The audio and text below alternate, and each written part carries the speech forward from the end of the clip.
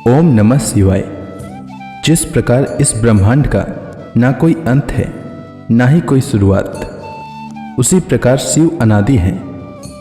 संपूर्ण ब्रह्मांड शिव में समाया हुआ है और वे ही हमारे अंतःकरण में भी विराजमान हैं। श्रावण का पावन महीना देवों के देव भगवान शिव का महीना माना जाता है। सावन महीने के सोमवार के दिन जो भी बाबा भोलेनाथ की पूर्ण श्रद्धा के साथ पूजा अर्चना करता है, साथ ही सावन सोमवार की व्रत कथा सुनता है और दूसरों को भी सुनाता है, उसकी हर मनोकामना पूर्ण होती है। आज के दिन भगवान शिव की पूजा करनी चाहिए, साथ ही सावन सोमवार व्रत की कथा सुननी चाहिए और दूसरों को भी सुनानी चाहिए। तो आइए सुनते हैं सावन सोमवार व्रत कथा। प्राचीन समय की बात है, किसी नगर में एक धनी व्यापारी रहता था। इतना सब कुछ होने पर भी वह व्यापारी अंतर्मन से बहुत दुखी था, क्योंकि उस व्यापारी का कोई पुत्र नहीं था। दिन रात उसे यही चिंता सताती थी। पुत्र पाने की इच्छा से वह व्यापारी प्रति सोमवार को भगवान शिव की पूजा अर्चना करता था। सायंकाल को व्यापारी शिव मंदिर में जाकर भगवान शिव के सामने घी का दीपक जलाया करता था। उस व्यापारी की भक्ति को देखकर एक दिन माता पार्वती ने भगवान शिव से कहा, हे प्राणनाथ, यह व्यापारी आपका सच्चा भक्त है। कितने दिनों से यह सोमवार का व्रत और पूजा नियमित रूप से कर रहा है। भगवान, आप इस व्यापारी की मनोकामना अवश्य पूर्ण करें। शिव जी ने माता पार्वती से कहा, हे पार्वती, यह संसार कर्म क्षेत्र है। जैसे किसान खेत में जैसा बीज बोता है वैसा ही फल काटता है, उसी तरह इस संसार में जैसा कर्म करते हैं वैसा ही फल भोगते हैं। माता पार्वती ने अत्यंत आग्रह से कहा, महाराज, जब यह आपका अनन्य भक्त है और इसको अगर किसी प्रकार का दुख है तो उसको अवश्य दूर करना चाहिए, क्योंकि आप सदैव अपने भक्तों पर दयालु होते हैं और उनके दुखों को दूर करते हैं। यदि आप ऐसा नहीं करेंगे तो मनुष्य आपकी सेवा तथा व्रत क्यों करेंगे। माता पार्वती का इतना आग्रह देखकर भगवान शिव ने कहा, तुम्हारे आग्रह पर मैं इस व्यापारी को पुत्र प्राप्ति का वरदान देता हूं, लेकिन इसका पुत्र 16 वर्ष से अधिक जीवित नहीं रहेगा।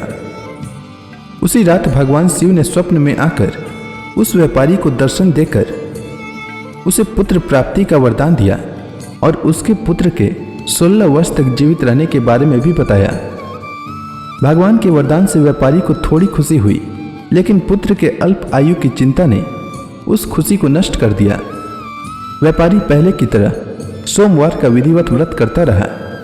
कुछ महीने पश्चात उसके घर में अति सुंदर पुत्र उत्पन्न हुआ। इससे व्यापारी के घर में खुशियां भर गई। बहुत धूमधाम से पुत्र जन्म का समारोह मनाया गया। व्यापारी को पुत्र जन्म की अधिक खुशी नहीं हुई, क्योंकि उसे पुत्र की अल्प आयु के रहस्य का पता था। यह रहस्य घर में किसी को नहीं मालूम था। विद्वान ब्राह्मणों ने उस पुत्र का नाम अमर रखा। जब अमर 12 वर्ष का हुआ तो शिक्षा के लिए उसे वाराणसी भेजने का निश्चय हुआ। व्यापारी ने अमर के मामा दीपचंद को बुलाया और कहा कि अमर को शिक्षा प्राप्त करने के लिए वाराणसी ले जाओ। अमर अपने मामा के साथ शिक्षा प्राप्त करने के लिए चल दिया। रास्ते में जहां भी अमर और दीपचंद रात्रि विश्राम के लिए ठहरते, वहीं यज्ञ करते और ब्राह्मणों को भोजन कराते थे। लंबी यात्रा के बाद अमर और दीपचंद एक नगर में पहुंचे। उस नगर के राजा की कन्या के विवाह की खुशी में पूरे नगर को सजाया गया था। निश्चित समय पर बारात आ गई, लेकिन वर का पिता अपने बेटे के एक आंख से काने होने के कारण बहुत चिंतित था।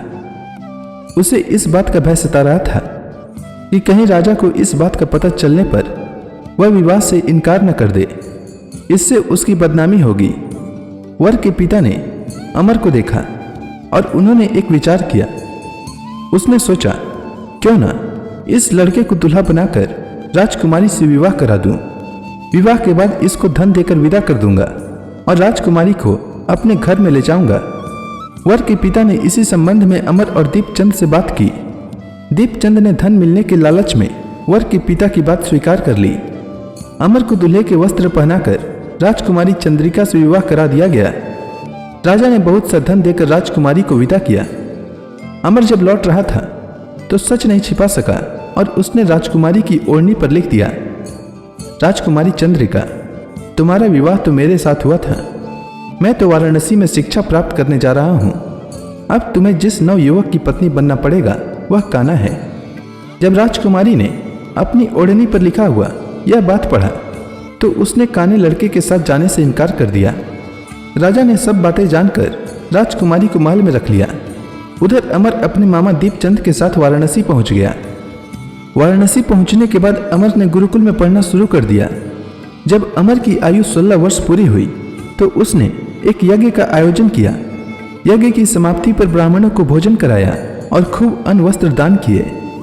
रात को अमर अपने शयन कक्ष में सो गया। शिव के वरदान के अनुसार शयनावस्था में ही अमर के प्राण पखेरु उड़ गए।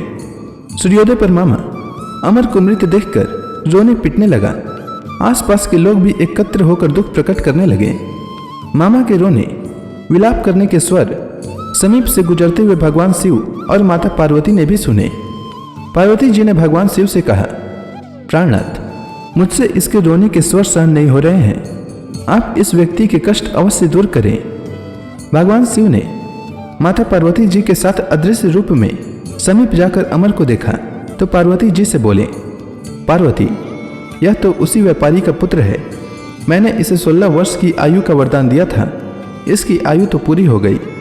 पार्वती जी ने फिर भगवान शिव से निवेदन किया, हे प्राणनाथ, आप इस लड़के को जीवित करें, नहीं तो इसके माता पिता पुत्र की मृत्यु के कारण रो रो कर अपने प्राणों को त्याग कर देंगे।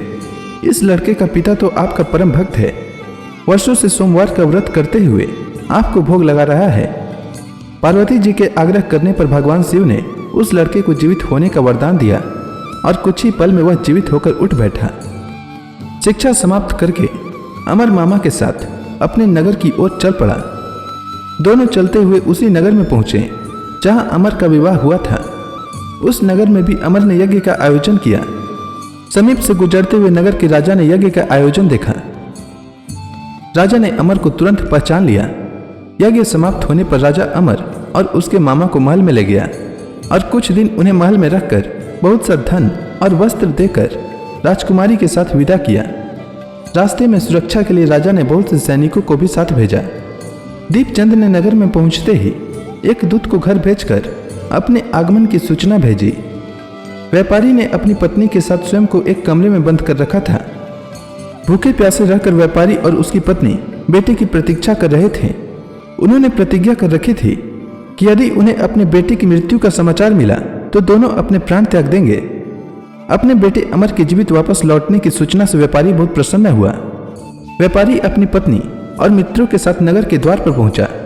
अपने बेटे के विवाह का समाचार सुनकर पुत्रवधी राजकुमारी चंद्रिका को देखकर उसकी खुशी का ठिकाना न रहा। उसी रात भगवान शिव ने व्यापारी के स्वप्न में आकर कहा, हे सेठ, मैंने तेरे सोमवार के व्रत करने और व्रत कथा सुनने से प्रसन्न होकर तेरे पुत्र को लंबी आयु प्रदान की है। व्यापारी बहुत प्रसन्न हुआ। सोमवार का व्रत करने से व्यापारी के घर में खुशियां लौट आई। शास्त्रों में वर्णन है कि जो कोई स्त्री पुरुष सोमवार का विधिवत व्रत करते और व्रत कथा सुनते हैं उनकी सभी इच्छाएं पूरी होती है। सावन सोमवार व्रत कथा के साथ गौरी पुत्र गणेश जी की कहानी भी अवश्य सुननी चाहिए। इससे व्रत का पूर्ण फल प्राप्त होता है। तो आइए सुनते हैं गणेश जी की कहानी। प्राचीन समय की बात है। एक गांव में एक गरीब और दृष्टिहीन बुढ़िया रहती थी। उसके साथ ही उसके बेटे और बहू रहते थे। बुढ़िया गणेश जी की बहुत बड़ी भक्त थी। वह प्रतिदिन गणेश जी की पूजा किया करती थी और गणेश जी को भोग लगाने के बाद स्वयं ही भोजन करती थी। एक दिन उसकी पूजा से प्रसन्न होकर गणेश जी उसके सामने प्रकट हुए और बोले, बुढ़िया माँ, तू रोज मेरी पूजा करती है, इसीलिए तू जो चाहे वह मांग ले। बुढ़िया ने कहा, मैं क्या मांगू, मुझसे तो मांगना ही नहीं आता। इस पर गणेश जी ने कहा, बुढ़िया माँ, तू जो चाहे वह मांग ले, नहीं तो मैं फिर कल आऊंगा। तब तक तू अपने बेटे और बहू से पूछ ले और फिर मुझसे मांग ले। यह सुनकर बुढ़िया अपने बेटे को बुलाया और अपने बेटे से कहा, गणेश जी ने कहा है कि मैं उनसे कुछ भी मांग सकती हूँ, तो बता मैं क्या मांगू। तब उसके बेटे ने कहा, माँ तू गणेश जी से धन मांग ले। इसके बाद बुढ़िया बहू के पास गई और बहू से बोला, गणेश जी ने कहा है कि मैं उनसे कुछ भी मांग सकती हूँ, तो बता मैं क्या मांगू।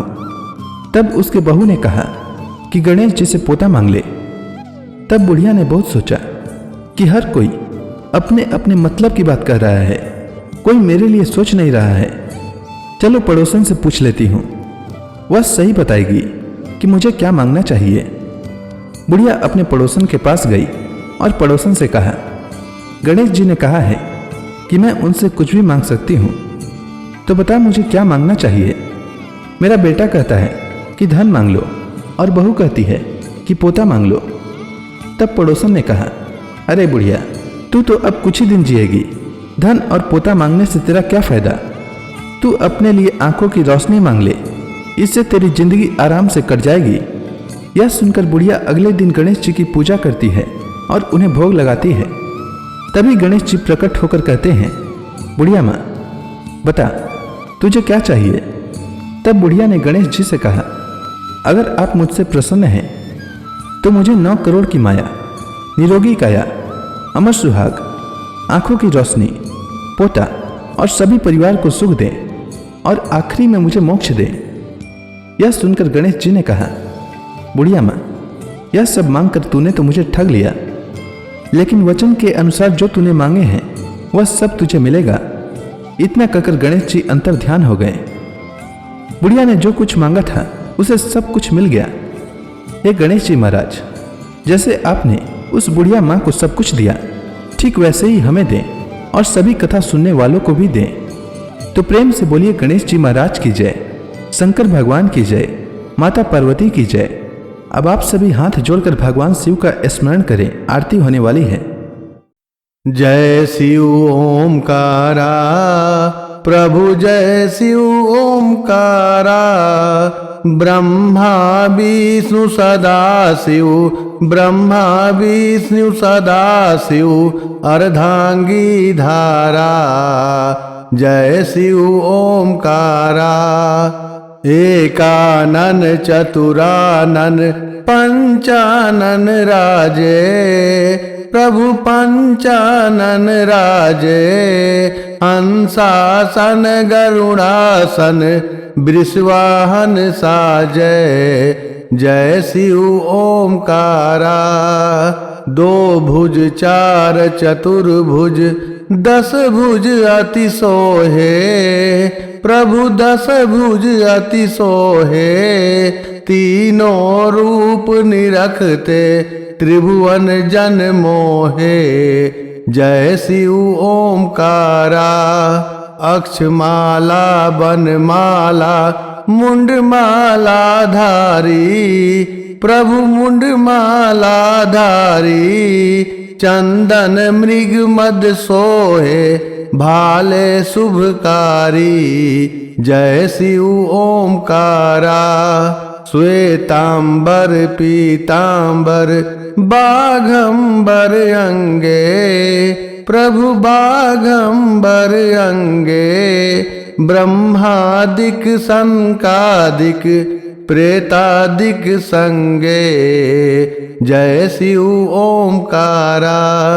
कर के मध्य कमंडलु, ओ त्रिशूलधारी, प्रभु ओ त्रिशूलधारी। सुखकारी दुखहारी, जगपालनकारी। जय शिव ओमकारा। ब्रह्मा विष्णु सदा शिव, जानत अविवेका, प्रभु जानत अविवेका। प्राणवाक्षर में शोभित, ए तीनों एका। जय शिव ओमकारा। त्रिगुण स्वामी की आरती, जो कोई नर गावे, प्रभु जो कोई नर गावे, कहत शिवानंद स्वामी मनवांछित फल पावे। जय शिव ओमकारा, जय शिव ओमकारा, प्रभु जय शिव ओमकारा। ब्रह्मा विष्णु सदा शिव अर्धांगी धारा, जय शिव ओमकारा। तो प्रेम से बोलिए शंकर भगवान की, माता पार्वती की, हर हर महादेव। हर महादेव।